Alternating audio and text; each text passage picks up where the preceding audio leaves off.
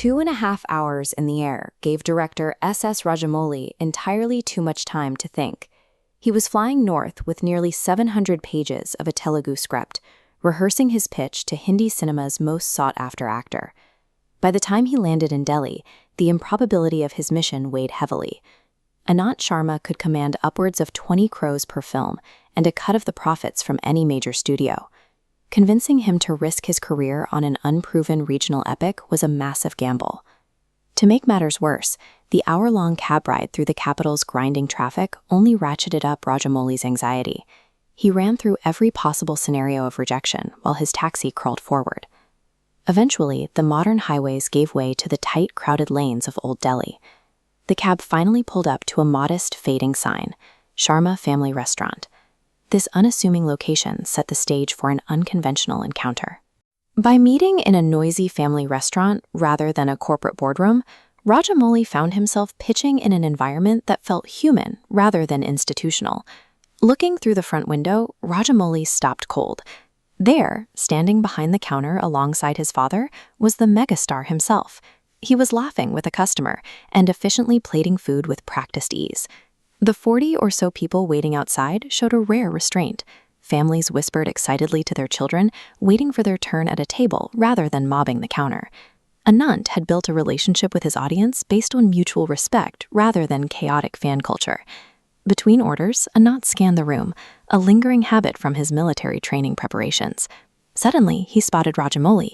He whispered to his father to take over the counter and walked right up to the director, greeting him warmly in flawless English. The tension of a high-stakes pitch dissolved the moment Anant set down a plate of homemade parathas and sat across from the director. The lack of star pretense immediately grounded the conversation.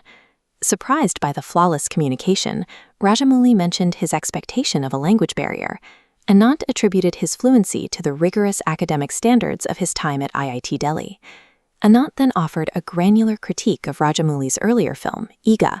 He analyzed the movie as a masterclass in VFX integration, breaking down how the director turned an absurd premise, a man reborn as a fly, into an emotionally resonant story.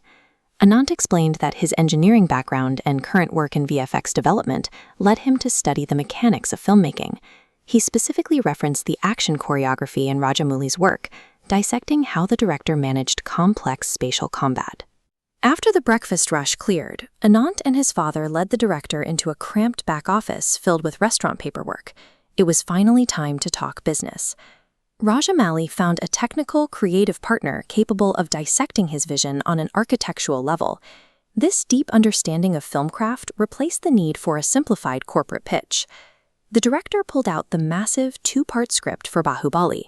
He hesitated, wondering how the actor would react to the weight of a 700-page epic presented in a single afternoon. Anant opened the binder and began reading with focused intensity. He asked Rajamouli to narrate the emotional intention aloud, while his photographic memory absorbed the text on the page. For the next 45 minutes, Rajamouli described a sprawling world rooted in ancient Indian mythology. He painted pictures of waterfalls taller than buildings, massive battlefield formations, and a kingdom divided by 2 warring princes. Anant closed the script. He sat in total silence for a moment, processing the implications of the story. Then he simply reached across the desk, smiled, and agreed to make the film. He evaluated the project purely on artistic merit and narrative structure.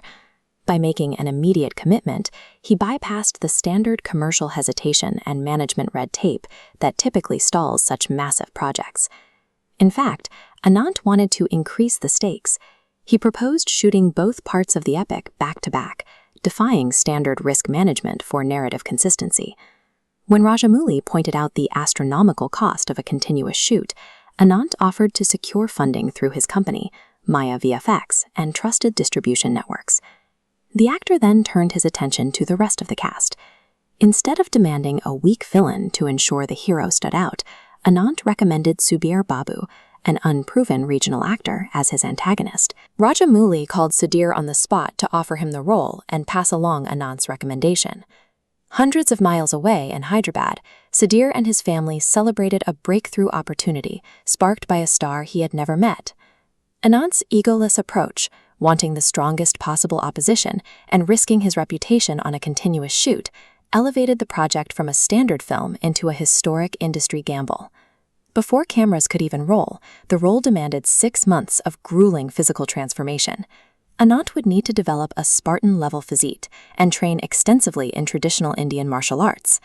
Combined with the massive shooting schedule, Anant was committing roughly 2.5 years to a single project, consuming the absolute peak earning years of his early career. Anant framed the project as more than entertainment.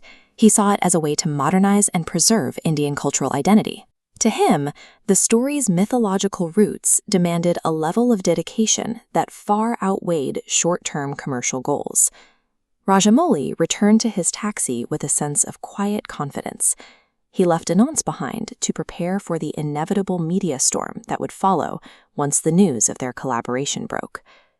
True cinematic epics are forged by a rare collision of visionary directorial ambition and an actor's absolute, egoless commitment to the craft. By the time Rajamouli reached the airport, the future of Indian cinema had already begun to shift.